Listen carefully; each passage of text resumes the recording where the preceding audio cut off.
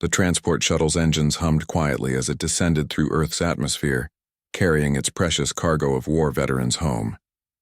Among them sat Elena Vasquez, her fingers absently tracing the scar that ran from her left temple to her jaw. The wound had healed months ago, but the memories it represented still burned fresh in her mind. She pressed her face against the small window, watching familiar blue skies replace the endless black of space. After 3 years fighting the Krex Empire across 17 different star systems, Earth looked impossibly peaceful. No plasma fire lighting up the horizon, no screaming engines of fighter craft, just white clouds drifting lazily over green continents. The woman next to her, Lieutenant Sarah Chen, noticed Elena's grip tightening on the armrest. "You okay, Sergeant?" Elena forced a smile, just thinking about what comes next. What came next was college. At 25, Elena was finally going to finish the education the war had interrupted. The Galactic Defense Force offered full scholarships to veterans, and Elena had chosen Meridian University on Luna Colony. Far enough from Earth to feel like a fresh start, but close enough that she could still see home through the observation decks. The shuttle docked at Armstrong Station 3 hours later. Elena shouldered her single duffel bag, everything she owned fitting into one small space. 3 years of war had taught her that possessions were just things to lose. The university transport was waiting, a sleek civilian craft that looked almost toy-like compared to the military vessels Elena was used to. The pilot, a cheerful young man with bright green hair, chatted endlessly about Luna's low gravity and the university's famous zero-G sports teams. Elena nodded politely but found herself scanning the cabin for weapon placements and emergency exits. Old habits, Meridian University sprawled across the lunar surface under a massive transparent dome. Gardens and lakes dotted the campus, creating an artificial paradise that seemed almost surreal after the bombed-out worlds Elena had left behind. Students moved in laughing groups between buildings, their biggest worry, apparently, which dining hall to visit for lunch. Elena's dormitory assignment was in the veteran housing wing, a quieter section designed for older students who had served. Her roommate was already there when she arrived, a tall alien with blue-scaled skin and 4 arms. "You must be Elena," the alien said, extending one hand while continuing to unpack with the other 3. "I'm Zara Kelmont, former communications officer with the Centauri Defense Fleet. Fought against the Krex for 2 years before they transferred me to intelligence work." Elena shook the offered hand, feeling some of the tension leave her shoulders. At least her roommate would understand. Elena Vasquez, Earth Defense Corps, infantry mostly, some special operations toward the end. Zara's large eyes studied Elena's scar with professional interest. "Krex plasma rifle? Close-range detonation on Kepler 442b. Lost half my squad that day." They unpacked in comfortable silence, 2 veterans who understood that some stories didn't need telling right away. Elena's belongings looked sparse compared to Zara's collection of books, instruments, and what appeared to be a small shrine to Centauri ancestors. Their first class was Introduction to Xenobiology, taught by Professor Martinez in a lecture hall filled with enthusiastic 18-year-olds. Elena found herself sitting in the back, automatically positioning herself where she could see all the exits. The professor was explaining cellular structures in silicon-based life forms, but Elena's attention kept drifting to the windows that showed the stark lunar landscape beyond the dome. A student near the front raised her hand. "Professor, is it true that some silicon-based species can survive direct exposure to plasma fire?" Elena's jaw clenched involuntarily. She remembered watching Krex soldiers walk through weapons fire that would have vaporized a human, their crystalline skin deflecting energy blasts like mirrors. "Well," Professor Martinez said, "that's more of a military application question. The basic cellular structure certainly provides enhanced resistance to extreme temperatures and energy bombardment." The same student pressed on. "My brother's friend said humans are actually pretty weak compared to most galactic species. Like we can't even survive in space without suits." Several students laughed. Elena felt heat rising in her cheeks, but she kept quiet. These kids had no idea what humans could do when pushed to their limits. After class, Elena walked alone to the dining hall. The food was good, fresh in a way that military rations never were, but she found herself eating mechanically while observing the social dynamics around her. Students complained about assignment deadlines and relationship drama. None of them seemed to grasp how fortunate they were to have such simple problems. She was finishing her meal when a group of alien students at the next table started talking louder, clearly performing for an audience. "Humans really shouldn't even be in the Galactic Defense Force," one of them said. "A reptilian creature with orange scales. They're just not built for real combat. Too fragile, too emotional." His friend, a tall being with gray skin and oversized black eyes, nodded enthusiastically. "I heard they panic in zero-G combat. Something about their inner ear design." Elena's fork stopped halfway to her mouth. She set it down carefully and stood, her chair scraping against the floor. The conversation at the alien table ceased as they noticed her approach. "Excuse me?" Elena said, her voice level and calm. "I couldn't help overhearing your discussion about human combat effectiveness." The orange-scaled alien looked her up and down dismissively. "And you are?" "Someone who spent 3 years watching humans hold the line against Krek's battle fleets. Someone who saw human marines board enemy dreadnoughts in vacuum suits held together with tape and determination." Elena's voice remained steady, but something in her eyes made the aliens shift uncomfortably. "Someone who watched an 18-year-old human kid from Kansas take down a Krek's war mech with nothing but shaped charges and absolute refusal to quit." The gray-skinned alien scoffed. "Stories get exaggerated in wartime."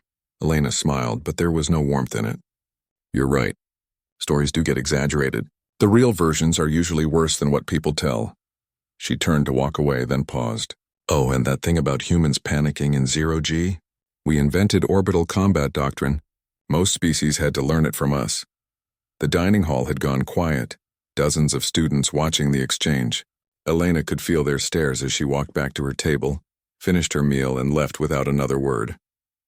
Back in her dorm room, Zara looked up from her studies. "Rough first day?" Elena flopped onto her bed, staring at the ceiling. "Just remembering why I preferred the war sometimes. At least there, people knew what humans were capable of." Zara set down her tablet. "Give them time. Most of these kids have never seen real conflict. They'll learn." Elena hoped so, because something told her that her education at Meridian University was going to involve a lot more than just attending classes. 3 weeks into the semester, Elena had settled into a routine that felt almost normal. Morning runs around the dome's perimeter, classes, study sessions with Zara, and careful avoidance of the more vocal alien students who seemed determined to prove human inferiority at every opportunity. The peace shattered during her advanced combat theory class. Professor Kellner, a grizzled Altarian veteran with cybernetic implants replacing half his skull, was discussing tactical doctrine when a student raised his hand. Elena recognized him as Vorthak, the orange-scaled reptilian from the dining hall incident. "Professor," Vorthak said with obvious smugness, "in your experience, do you think the Galactic Defense Force's decision to integrate human units was wise? Given their physical limitations?" Elena felt every muscle in her body tense. Around the classroom, other students leaned forward with interest. This was clearly a planned provocation. Professor Kellner's mechanical eye whirred as it focused on Vorthak. "That's an interesting question, Cadet. What specific limitations are you referring to?" "Well, humans are demonstrably weaker than most species. Lower radiation tolerance, shorter lifespan, minimal natural armor. They seem more suited to support roles than frontline combat." Several alien students murmured agreement. Elena noticed that the few other human students in the class were staring at their desks, unwilling to engage. "I see," Professor Kellner said slowly. "And this assessment is based on your combat experience, I assume?" Vorthak's scales flushed darker. "Well, no, but the physiological data is clear." "Ah." Professor Kellner moved to the front of the classroom, his artificial leg clicking against the floor with each step. "Ms. Vasquez, you've been quiet today. Perhaps you'd like to contribute to this discussion?" Elena felt every pair of eyes in the room focus on her. She could remain silent, avoid confrontation, keep her head down until graduation. That would be the smart choice. Instead, she stood up. "Professor, if I may, I think there's a fundamental misunderstanding here about what makes an effective soldier." "Please." "Elaborate." Elena looked directly at Vorthak. "Physical strength matters, sure. But it's not everything.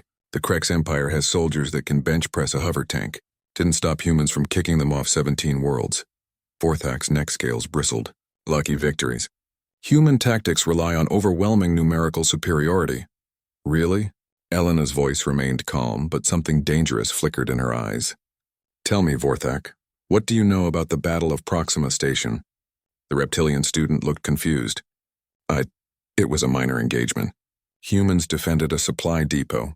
Minor. Elena nodded slowly. 47 humans against 800 Krex assault troops.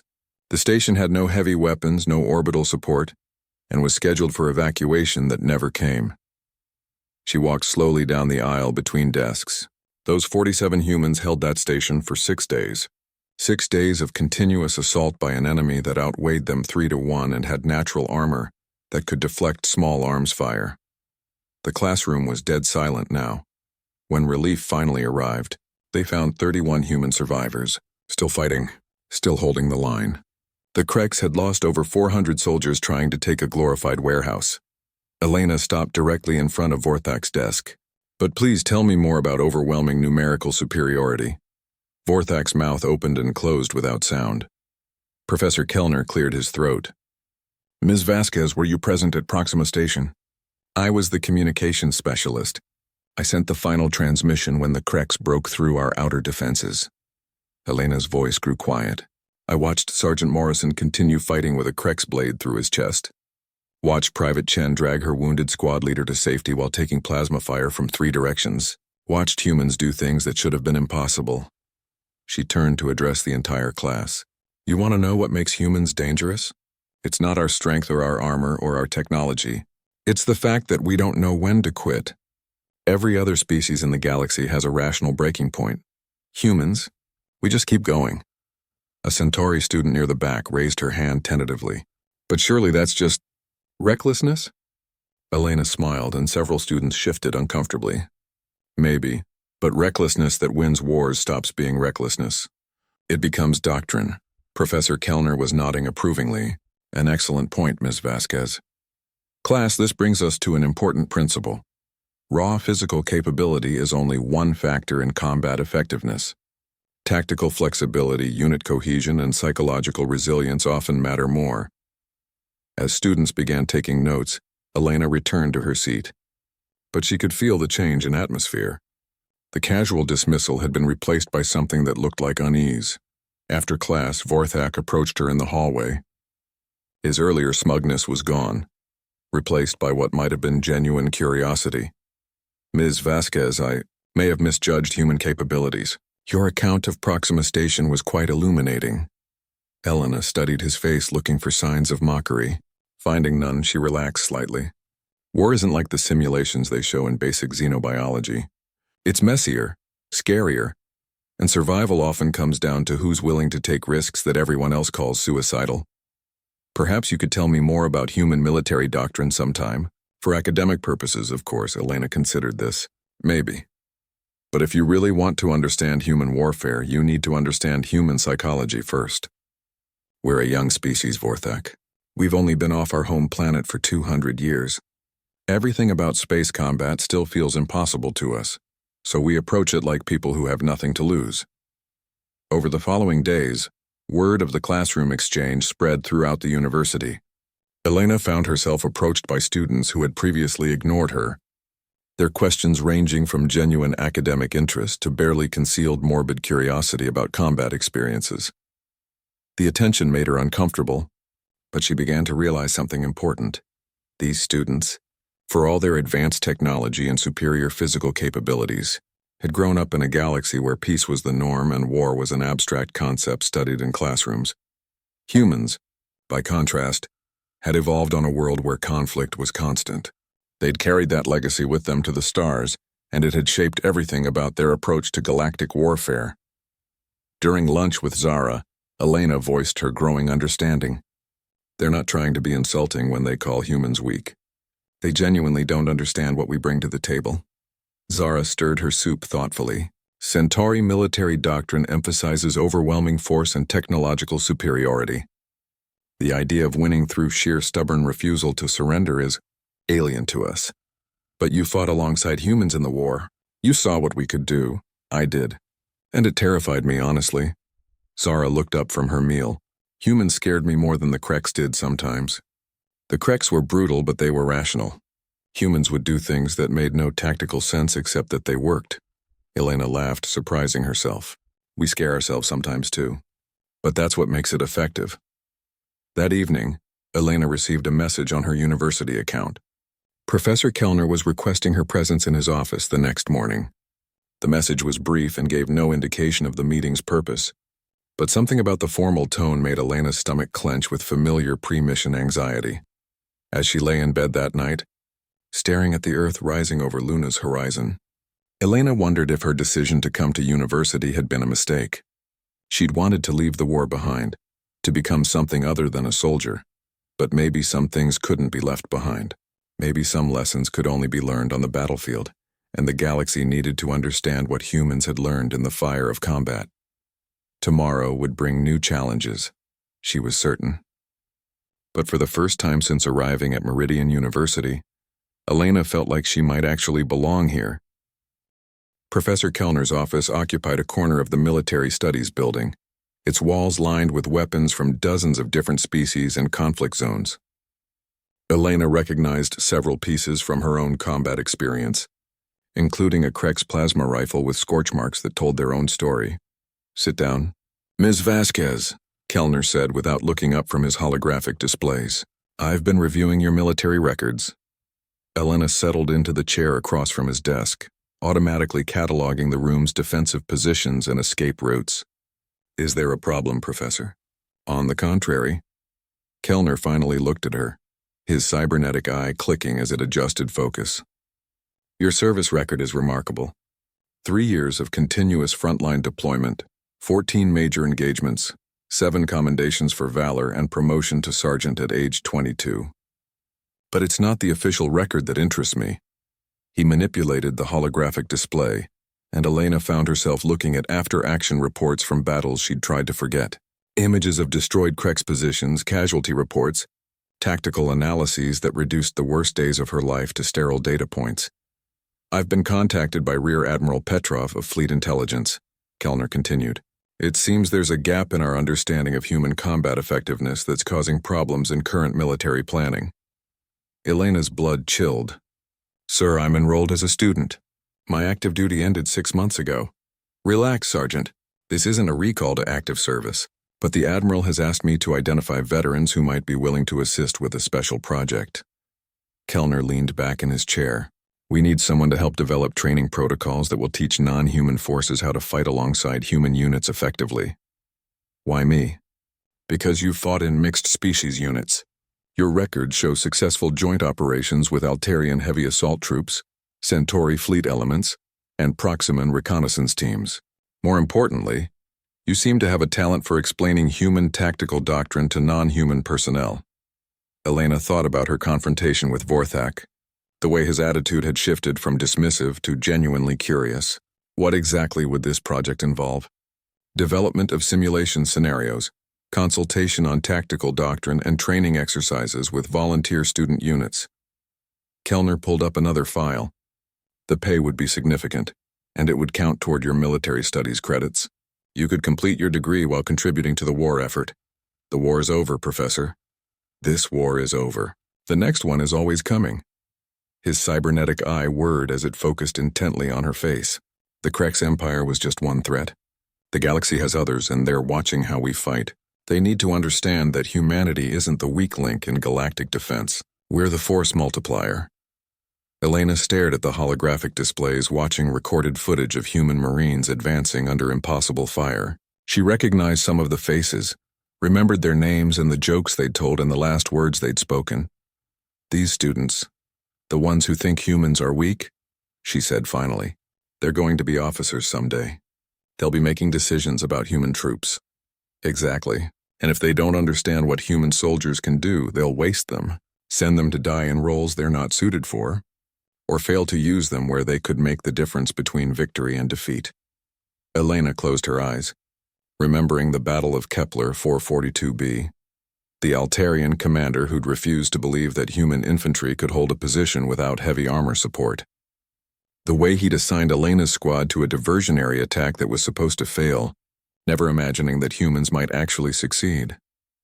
23 soldiers had died that day because an alien officer couldn't comprehend human stubbornness. "What do you need me to do?" Kellner smiled, the expression looking strange on his scarred face. Start with the students in our advanced tactics class. Vorthak and his friends have been requesting additional instruction on human military doctrine since your little presentation last week.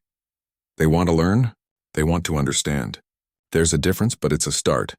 He manipulated the display again, showing Elena a class roster. I'm authorizing a special seminar series. Human military psychology and tactical integration. You'll have 20 volunteer students from 8 different species. Elena studied the names on the roster, recognizing several as students who had questioned human capabilities in previous classes. And if they don't like what they learn, then they'll graduate as better officers. The galaxy doesn't need leaders who believe their own propaganda about allied forces. It needs commanders who understand how to use every weapon in their arsenal. The next week, Elena found herself standing in front of a classroom filled with eager alien faces.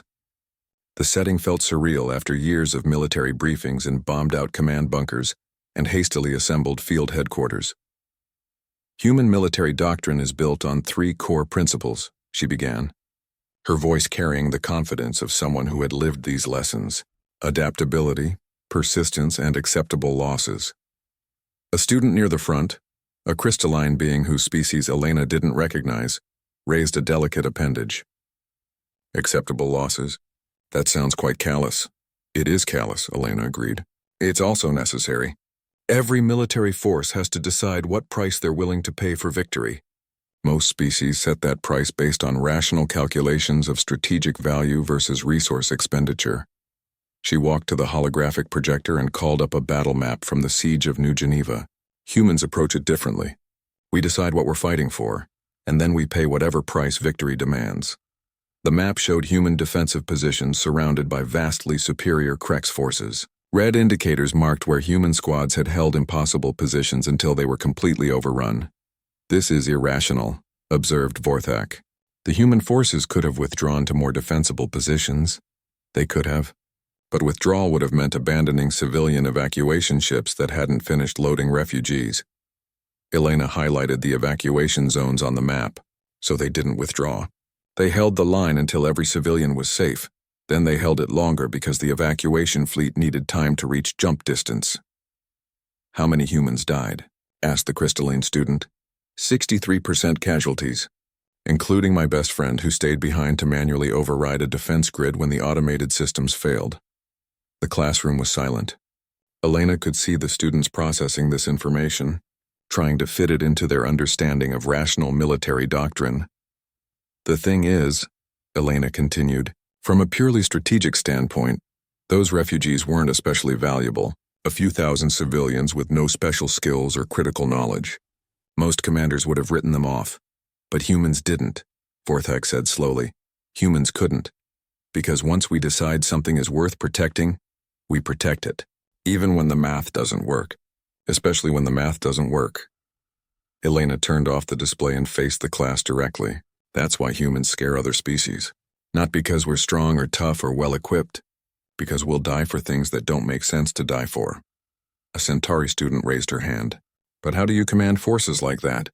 How do you predict what humans will do in a given situation? Elena smiled. You give them something worth fighting for and then you get out of their way. Human soldiers don't need complex tactical guidance. They need a mission and the trust to accomplish it however they see fit. That sounds like a recipe for chaos, observed another student. It is chaotic. Human warfare is messy and unpredictable and frequently insane. Elena's expression grew serious. It's also devastatingly effective against enemies who expect rational behavior. As the seminar continued over the following weeks, Elena began to see changes in her students. They stopped dismissing human capabilities and started asking more sophisticated questions about integration tactics and combined arms doctrine. More importantly, they began to understand that military effectiveness couldn't be measured purely by physical parameters. But Elena was changing too. Teaching these future officers forced her to analyze her own experiences, to find patterns in the chaos she had lived through. She began to understand that her war stories weren't just memories. They were lessons that could save lives in future conflicts. The real test would come when theory met practice. Professor Kellner had arranged for simulation exercises that would pit mixed human-alien units against veteran AI opponents programmed with captured Krex tactical data. Elena suspected that her students were about to learn just how different human soldiers really were. The simulation chamber hummed with energy as Elena watched her students prepare for their first joint exercise. 20 alien cadets worked alongside 10 human volunteers, checking equipment and reviewing tactical assignments. The nervous energy was palpable. "Remember," Elena called out over the pre-mission chatter, "this isn't about proving human superiority. It's about learning how different species can work together effectively." Vorthak approached her, his orange scales shifting to a more subdued color pattern that Elena had learned indicated concern. "Ms. Vasquez, I've studied the mission parameters. The enemy force strength seems excessive for a training exercise." Elena checked her tactical display. The simulated Krex battle group included 2 heavy cruisers, 6 destroyers, and a full complement of assault troops. Against this, her mixed unit had a single light cruiser, 4 escort frigates, and 90 ground troops. "The numbers are accurate," she said. "This is based on the actual Battle of Helios Station. But the historical records show that engagement was considered a desperate last stand. Surely we're not expected to actually win." Elena's smile was grim. Historically, the defenders of Helios Station held for 18 hours against overwhelming odds and eventually forced the Krex to withdraw. The question isn't whether you can win. It's whether you understand why it's possible. The simulation began with the mixed fleet approaching Helios Station, a critical fuel depot that couldn't be evacuated before enemy arrival.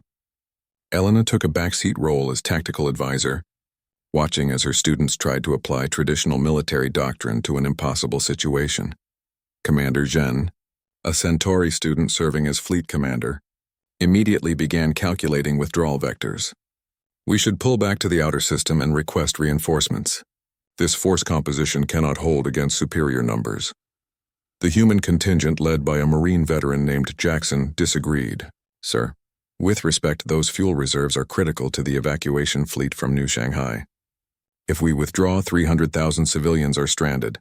That's unfortunate, but we cannot sacrifice the fleet for civilians who should have been evacuated earlier." Elena watched the argument develop, noting how the alien officers instinctively sought to preserve their forces while the humans focused on the mission objectives. Both approaches had merit, but they were fundamentally incompatible. "Jackson," she said quietly, "what would you do if this was real?" The Marine's jaw tightened. "Ma'am, I'd hold that station until relief arrived or until there was nothing left to hold. Even knowing the odds?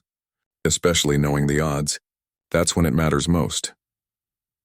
The simulation AI, programmed with actual Krex tactical patterns, began its assault with typical efficiency. Energy barrages hammered the station's shields while assault transports moved to deploy boarding parties. Commander Zhen's conventional response was methodical and tactically sound. But it was also predictable. Within the first hour, the defending fleet had taken severe casualties while barely damaging the enemy. Zhen called for a general retreat. "Negative," Jackson's voice cut across the comm channels. "Human forces are not withdrawing." Elena felt a familiar chill run down her spine. She'd heard that tone before in real battles where everything had gone wrong but surrender wasn't an option. "Marine, you're under fleet command. I'm ordering you to withdraw." "Sir, human forces accept mission command but retain tactical autonomy for ground operations. We're staying." The alien students looked confused and alarmed. This wasn't how joint operations were supposed to work. Unity of command was a basic military principle, but Elena understood what Jackson was doing. Human military doctrine included provisions for exactly this situation, when retreat meant abandoning something that couldn't be abandoned. "Zhen," Elena said quietly, "you have a choice. You can maintain your withdrawal order and watch human forces fight alone, or you can trust them and find out what humans do when they can't retreat." The Centauri commander stared at his tactical displays, watching as Jackson's Marines began implementing a defense plan that looked suicidal. Human soldiers were taking positions at critical choke points with no fallback positions, setting up overlapping fields of fire and corridors that would become death traps once the enemy broke through. "This is madness," Zhen muttered. "Yes," Elena agreed, "but watch what happens." The first Krex boarding parties hit the docking bays with overwhelming force exactly as programmed. They expected token resistance followed by organized withdrawal, as defenders fell back to secondary positions. Instead, they found human Marines who had turned every corridor into a battlefield and refused to give ground. The simulation's AI was sophisticated, but it was programmed to respond to rational tactical behavior. When defenders held positions until they were killed, when wounded soldiers continued fighting, when tactical withdrawals simply didn't happen, the AI's response algorithms began to break down. "They're not retreating," Forthak observed with amazement, watching as human squads maintained fire from positions that should have been overrun. "Even when their positions become untenable, they're not falling back." "That's because they can't," Elena explained. "A retreat means the enemy takes the station. As long as they're fighting, the station doesn't fall." Commander Jen was studying his displays with growing fascination. The Krek's assault, which should have overwhelmed the defenders within minutes, was bogging down in brutal corridor-to-corridor fighting. The AI's projections kept extending the timeline for station capture. "The enemy is committing more forces than anticipated," his tactical officer reported. "They're reinforcing the boarding parties." "Because they expected quick victory," Elena said. "When humans don't behave as expected, enemy forces often overcommit to operations that should have been simple." An hour into the ground battle, something unprecedented happened. Jackson's forces, reduced to less than 30% effective strength, launched a counterattack. "They're attacking?" Jen's scales shifted to colors Elena didn't recognize. "With what?" "They barely have functioning squads left." "With what they have," Elena said simply. "That's the point. The counterattack wasn't meant to retake the station. It was meant to buy time and disrupt enemy operations. Human Marines, many fighting with improvised weapons and jury-rigged equipment, struck at Krek's command posts and supply lines. The AI, faced with defenders who refused to behave rationally, began making increasingly conservative decisions. Krek's forces that should have been exploiting breakthroughs instead consolidated positions and called for additional support. "They're scared," Forthak said with sudden understanding. "The enemy AI is programmed to respond to human unpredictability by becoming more cautious." "Exactly. When you can't predict what humans will do, the safe choice is to assume they'll do something dangerous." Elena pulled up tactical analyses from real battles. Krek's battle doctrine emphasizes overwhelming force applied to specific objectives. But when humans turn every objective into a potential trap, that doctrine becomes a liability. By the 6th hour of simulation, something remarkable had happened. The Krek's forces, despite their overwhelming superiority, had become bogged down in a grinding attritional battle that favored neither side. Their advantage in numbers and firepower was being neutralized by an enemy that simply refused to acknowledge when they were beaten. Commander Jen, watching his human allies turn impossible situations into stalemates, finally understood what Elena had been trying to teach them. "Fleet units, move to support ground operations," he ordered. "We're not withdrawing." The alien students, inspired by the humans' refusal to quit, began implementing their own desperate measures. Centauri frigates moved dangerously close to the station to provide direct fire support. Altarian heavy cruisers used ramming attacks against enemy vessels. Proximan scouts conducted suicide runs against Krek supply convoys. It wasn't rational. It wasn't efficient, but it was effective. By the 14th hour, the Krek's AI made a decision that shocked everyone in the simulation chamber. Faced with mounting losses against an enemy that wouldn't acknowledge defeat, it ordered a general withdrawal. The simulation ended with the mixed fleet holding Helios Station, having suffered 80% casualties but having saved the civilian evacuation fleet. Elena looked around the chamber at her students' amazed faces. They were beginning to understand that military effectiveness wasn't just about superior technology or physical capability.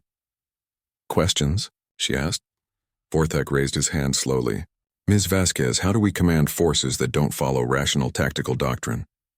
"You don't command them," Elena replied. "You point them at what needs protecting, and then you support them while they do what humans do best."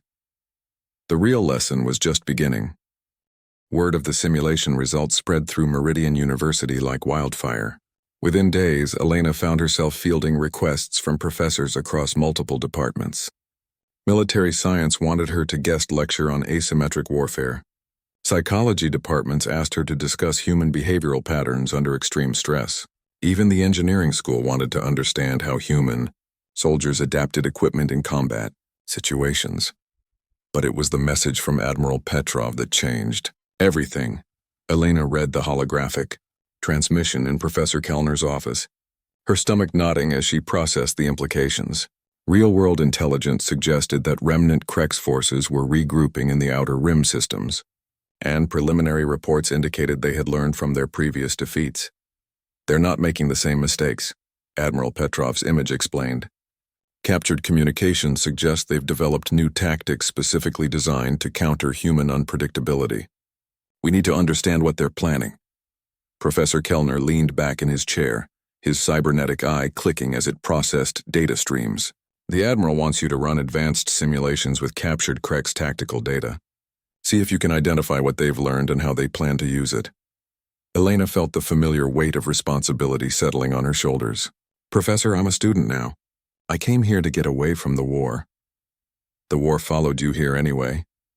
He gestured to the holographic displays showing her successful integration training. Elena, you've proven something important over the past few weeks. You can teach others to understand humans, and more critically, you can help humans understand themselves. The door chimed, and Zara entered with several of Elena's students trailing behind her. Vorthak, Commander Zhen, and the crystalline being whose name Elena had learned was Shira, all looked determined and slightly nervous. Ms. Vasquez, Vorthak said formally, we've heard about the Admiral's request. We want to volunteer for the advanced simulations. Elena looked at each of them in turn. 3 weeks ago, they'd been dismissive of human capabilities. Now they were volunteering for exercises that could involve classified intelligence and potentially dangerous scenarios. This isn't a class exercise, she warned them, if the Admiral's intelligence is correct. We're looking at real tactical data from an enemy that wants revenge for their previous defeats. The simulations will be as close to actual combat as we can make them. We understand, Zhen said quietly. After Helios Station, we realized that our military education has been incomplete. We've learned how to fight alongside superior forces, but we've never learned how to fight alongside humans. Shira's crystalline form chimed musically as she spoke. In my culture, we believe that understanding comes through shared experience. We want to experience what human soldiers face when they make impossible decisions. Elena looked to Professor Kellner, who nodded approvingly. The Admiral authorized me to recruit volunteer participants from the student body. These 3 have the highest tactical scores in their classes. Over the next week, Elena worked with a team of military analysts to construct simulation scenarios based on the captured Krex intelligence. What they found was disturbing. The enemy had indeed learned from their defeats, but not in the way anyone expected. Instead of developing counters to human tactics, the Krex had focused on human psychology. Their new doctrine was designed to present humans with scenarios where their natural instincts would work against them. They're trying to turn our strengths into weaknesses, Elena explained to her expanded team during their first briefing. The group now included her original students plus several human volunteers from other classes. Look at this tactical analysis. The holographic display showed a captured Krex battle plan. Instead of frontal assaults against defended positions, the enemy would present multiple simultaneous threats to civilian populations, forcing human commanders to spread their forces thin trying to protect everyone. They understand that humans can't abandon people in danger, Vorthak observed. So they're creating situations where protecting civilians becomes tactically impossible. Exactly. They're betting that human psychology will force us into no-win scenarios. Elena manipulated the display to show resource allocation models. A Centauri commander would calculate which populations were most strategically valuable, and focus defenses accordingly. Humans will try to save everyone, even when it guarantees failure. The first simulation demonstrated the problem immediately. Faced with simultaneous attacks on 3 different colonies, the human participants split their forces and attempted to defend all 3 positions. The result was predictable. Insufficient strength at each location led to total defeat. This is exactly what the Krex are counting on, Elena said as the simulation ended. They're using our own nature against us. Jackson, the Marine veteran who had led the Helios Station defense, looked frustrated. So what's the answer? We can't just abandon people? No, we can't, Elena agreed. But we can change how we think about the problem. She reset the simulation with different parameters. This time, instead of trying to defend all 3 colonies, she concentrated the entire force on the most heavily attacked position. You're abandoning 2/3 of the civilians, Jen pointed out. I'm saving 1/3 of them, Elena corrected, and I'm doing something else. The simulation played out differently this time. The concentrated human force not only held their position, but launched a devastating counterattack that destroyed the enemy's main assault group. With their primary force eliminated, the Krek's attacks on the other two colonies faltered. You used the Krek's expectations against them, Shira chimed in, understanding. They expected you to divide your forces, so they divided theirs to match. When you concentrated instead, you achieved local superiority. But we still lost 2 colonies initially, Jackson protested. Elena's expression was grim. Sometimes you have to lose battles to win wars. The Kreks are counting on human psychology to make us fight the way they want us to fight. Our advantage comes from doing the unexpected. Over the following simulations, Elena's team developed new tactical approaches that preserved human psychological imperatives while denying the enemy the predictable responses they counted on. It required thinking about warfare in fundamentally different ways. Instead of defending everything, they learned to identify which positions were truly critical and which were bait. Instead of responding to every threat, they learned to recognize which attacks were designed to manipulate human decision-making. Most importantly, they learned that human psychology could be an asset when properly channeled. The Kreks made one critical error in their analysis, Elena explained during their final briefing. They assumed that human irrationality was a constant. They didn't consider that humans could learn to be irrational in ways that served their objectives. Vorthak's scales shifted to colors that Elena had learned indicated deep thought. You're saying that human unpredictability can be directed? I'm saying that humans don't just refuse to quit. They refuse to play by rules that don't serve their goals. Elena smiled, and several alien students shifted uncomfortably at the expression. The Kreks developed tactics to counter human psychology, but human psychology includes the ability to recognize when someone is trying to manipulate you and respond accordingly. The implications of this realization would change everything about how the galaxy approached warfare with and against human forces. But for now, Elena had proven something equally important. Human nature wasn't a liability to be managed. It was a weapon to be wielded. As the advanced simulations concluded, Admiral Petrov's final message contained a request that surprised no one who had watched Elena's work. The Galactic Defense Force wanted her to return to active duty, not as a soldier, but as something entirely new, a specialist in human-alien tactical integration. Elena looked around at her students, these alien beings who had started as skeptics and become believers in human capability. They had learned to understand humans not as weak allies to be protected, but as dangerous friends to be supported. The question now was whether Elena was ready to take that understanding back to the stars. Elena stood at the observation deck of Meridian University, watching Earth rise over Luna's horizon for what might be the last time as a student. In her hand, she held Admiral Petrov's formal commission offer, Lieutenant Colonel, Galactic Defense Force Special Operations Division for Human-Alien Integration. 6 months ago, she had been a battle-weary sergeant desperate to escape the war. Now she was being offered a chance to reshape how the galaxy fought its battles. You're going to accept, Zara said from behind her. It wasn't a question. Elena turned to find her roommate approaching with a small group of familiar faces. Vorthak, Commander Jen, Shira, and Jackson formed a semicircle around her, their expressions mixing pride with something that looked like loss. The offer is significant, Elena admitted. A promotion, research funding, and the authority to establish new training protocols for joint operations. But, Vorthak prompted, his scales shifting to concerned orange patterns. But I came here to be something other than a soldier. Elena gestured toward the university campus spreading out below them. I wanted to learn, to grow, to find out who Elena Vasquez could be if she wasn't defined by war. Shira's crystalline form chimed softly. And what have you discovered? Elena considered this. Over the past months, she had watched alien students transform from dismissive skeptics to genuine allies.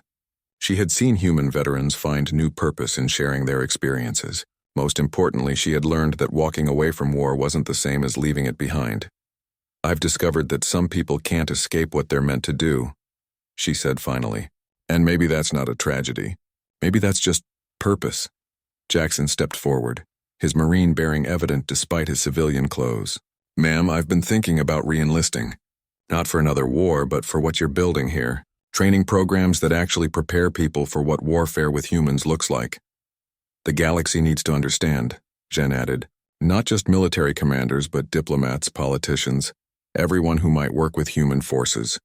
Your simulations prove that most species have no idea what humans are capable of. Vorthak nodded agreement.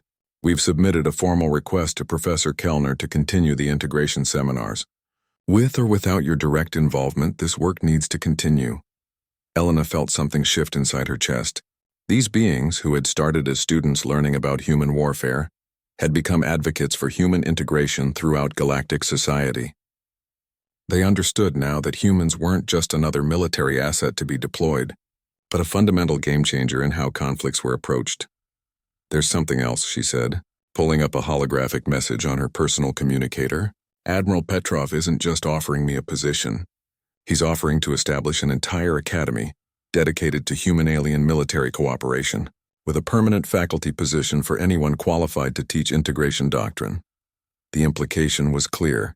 Elena wouldn't just be returning to active duty. She would be building an institution that could train thousands of officers in the lessons she had learned. Where would this academy be located? Zara asked. Proxima Station, right where the war ended. Elena's smile was ironic.